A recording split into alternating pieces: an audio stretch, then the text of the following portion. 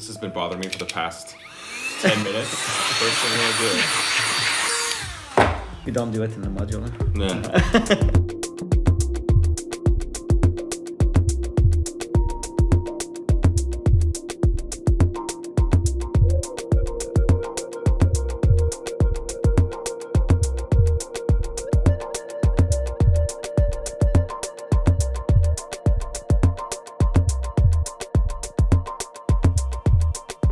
I'm here with Vic today with a focus on how he uses the TR-8S alongside his modular setup in a dub techno setting. I actually would never have thought to use the TR-8S in this way, essentially as like a sample playback, as a longer sample playback, and not necessarily just a one-shot machine. Mainly because it has an internal sampling memory of 600 seconds. So obviously there are some limits there, but definitely still enough for Vic to come up with his set. And sounding great. Heads up, there are a few things in the description that you might want to check out. First off, Vic's music as well as his social media, so go check that out. I'm including an extended version of this video which will be available to Patreon members, so there's a link to that in the description as well. In the Patreon video, Vic goes more into how to use the TR-8S in more of like a drum and bass sort of setting, along with his modular setup, and I've got to say, it's pretty smash.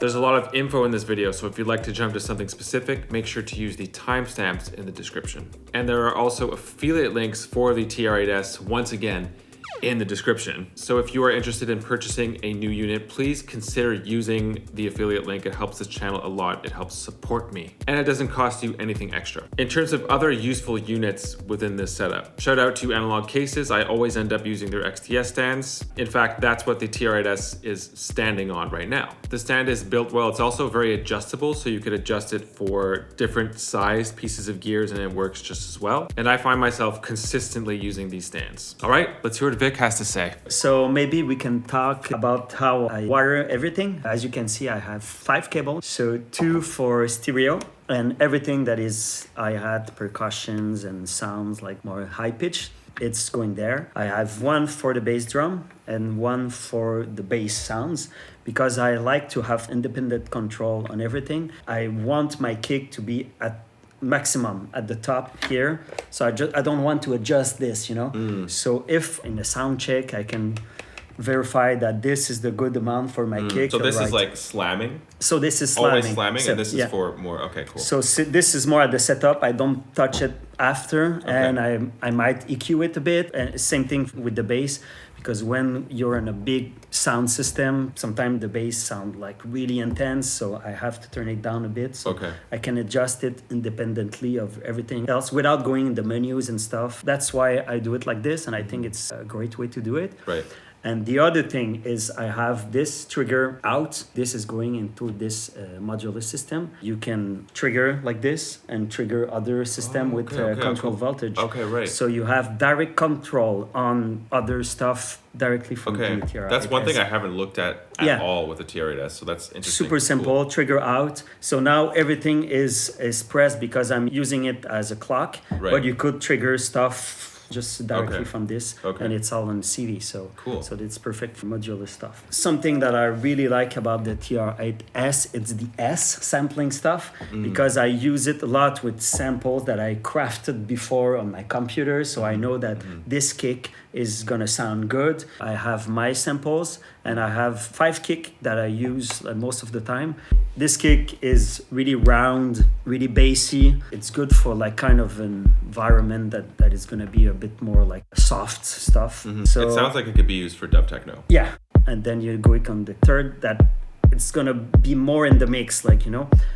And then the number 1 kick, it's my go-to kick that will work in every system. I craft it, it's like compressed and everything, but it's kind of intense.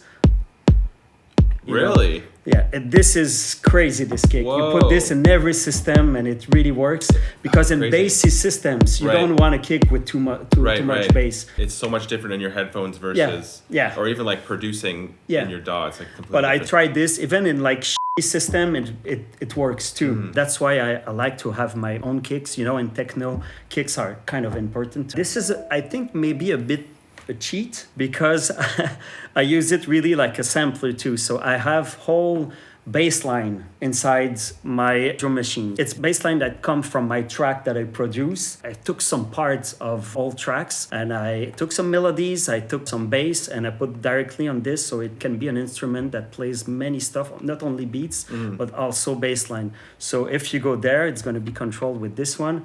I have bass number 3. So that's a bass line, complete bass line that is played only with one step. Okay, so it's just so I don't have to think about this. I have one step. I could change the decay if I want to play only like at the beginning, but usually I leave it play. I have other bass line, maybe this one. So it's super easy. I have my bass line. I know it sounds well. I don't have to program everything. It's like a sample. I don't think it's made to do this because you're supposed to play like with the steps, and this is only one steps and it plays. So that's why I think it's a bit cheat. But but what's the sample memory is? It's with the SD card. Okay, so it's just the SD card. Yeah, so you just put the SD it's and as much put as you want. Okay. Yeah, maybe there's like kind of internal memory where it reads it and it have to be in there. I'm not sure about this. We could check. I have the same for like kind of pads or melodic parts. You'll see what we can do with this after, because we can play with this, because this is good for like dub techno. So I have this, I have my bass, I have my snare. And what's fun about this is that you can take the same sample. So I put it there too, the same sample, but I put the tune at plus 127. So it's like, I think it's 2 octaves higher. Yeah. So I can play with the 2 of them. So I can add something that I know that's gonna fit with this because it's the same sample. If I put more decay, you'll see that it's the same thing, right? But really high pitch. Right. So if I put maybe this kick,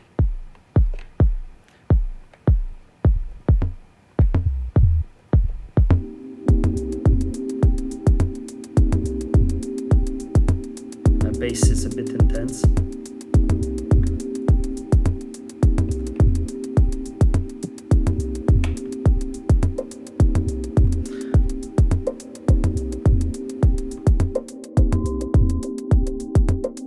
And then I don't know if you like to play with motions.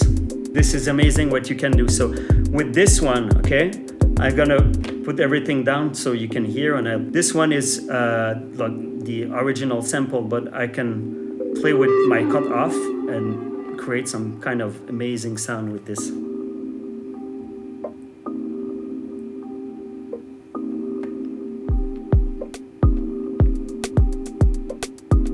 You see that there's a lot of shuffle. When we're at 105 tempo, I really love when there's a shuffle. It's got like an Afro feel to it. What I like to do with this, it's put a motion on the decay. So I put motion and I just play with it, and then it's alive, you know?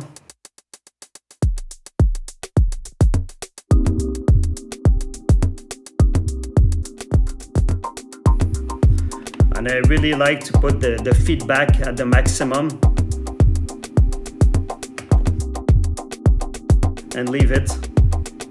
So it plays for infinite time. Maximum feedback.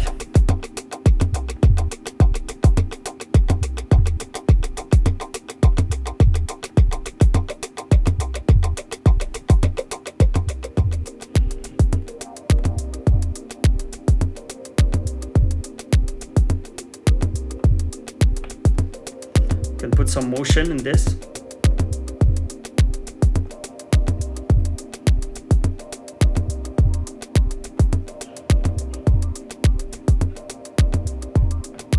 The next thing we're going to be looking into is how Vic uses his FX Sends with his modular rig. Before getting into that though, a word from today's sponsor, DistroKid. If you're looking to release your music to all major streaming platforms, definitely go with DistroKid, and here's a few reasons why. In terms of what's new, they recently released a smartphone app, which makes checking your important DistroKid stats easy and accessible. The app is now available on Android through the Play Store. Essentially everything that you've been able to do on the DistroKid desktop app, you're now able to do through your smartphone. In fact, here's a list of key features that the app offers you. You might want to pause it now if you want to check them out. In today's day and age, we all know how many hats we have to wear as artists and producers. It can just be a lot, so write the music, produce the music. Then you've got to create content to promote it a few weeks before it's released. Then you've got to continue creating content after it's been released to promote it. It's a lot, and I'm not saying that DistroKid does all of this work for you, but they do make it a lot easier for us with the free promotional tools that they offer.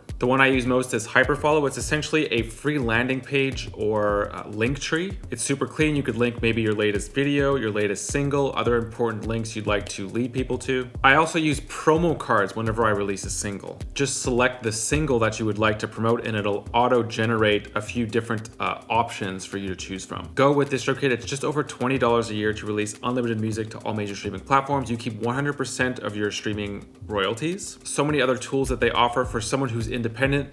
They're made for us. And there is a discount linked in the description of this video if you would like to join. Okay, so now what's happening, I have the return and send that is going on the modular system. Okay. So, you know, modular stuff, it's a whole world. There's infinite stuff you can do. I have much more module that I'm using as like an independent system. But I chose this kind of module to show you how you can use it only as a effect, send and receive. I have 3 modules. I have a filter here, simple filter that is going there and going out. Right. What's fun about this is you can use it like a parallel effect. So it's not master effect, which I don't think it's great, this filter. So we can use another filter and it's going to be on the send. So you can put it like at the same time of playing what's happening here. So if I play this,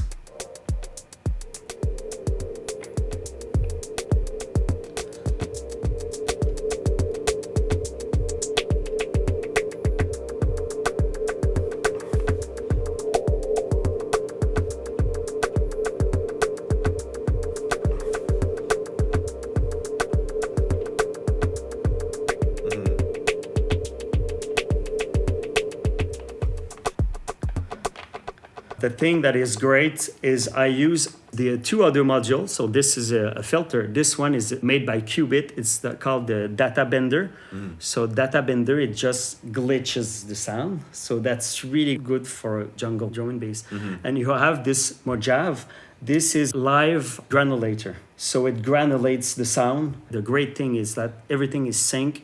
Everything is going on a clock, so you know that everything will work together, and it's CV, so it's really tight. You don't have any latency. What I like about this, it's maybe it exists with pedals and stuff, but you have this on hand. You can play with this. It's all tactile. I know it's a huge world. People get trapped on this. They buy too many, and they have a wall of modular. But you could just buy maybe one and use it as FX Send to combine this with your stuff, with your live set. Is that mainly how you use modular, as more of like an FX Send thing? I use it more like a voice that I create. This when I have a live set, I'm gonna have my modular setup. Usually I do my intros with this. It's gonna be really like generative stuff. This is something that I'm discovering right now, how you can use it only for effects. You can use both at the same time. You can use it to generate sound. This is all oscillators and stuff. So you could program patches and everything. But you can still use it to put this at the end of the chain and then put some effects when you want. And everything is going to be linked to this. Right. It's crazy. Like everyone uses it in a different way. Like Mateo, shout out to Mateo. Here's the video we just did. The way he uses it is just for effects. He has like his DJ set up here, which he's got his loops playing. And then he's got the TR-8 for drums on top of that, and then he's got his effects from his modular stuff. Oh, he has a modular too. Yeah, I never would have thought that someone would combine DJ with modular. To me, it's like such different worlds, but he made it work, and it was really interesting. Yeah. Usually, I use it to generate sound. I use it to compose my music. I usually start with like sound designing stuff with this. I record this, and I make my track with my modular. You know, for a live perspective where you want knob and lots of faders and stuff. It can be really complicated, but when you mixed good side of everything, I think that's where something great can happen.